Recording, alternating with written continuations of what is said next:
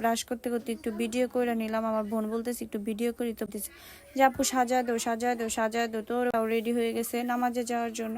আর আমরা সবাই দোয়া করতেছিলাম, মামারা বলতেছিল ভাগ্যের বৃষ্টি যাতে না আসে, আল্লাহ একটু মজা টজা করতেছিলাম।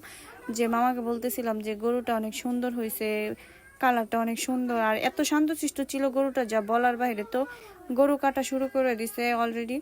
আমি একটু দূর থেকে ভিডিও করতেছিলাম, কারণ আমার গরু কাটা কাছ থেকে দেখলে অনেক ভয় লাগে, তো আমি দূর থেকে ভিডিও করতেছিলাম।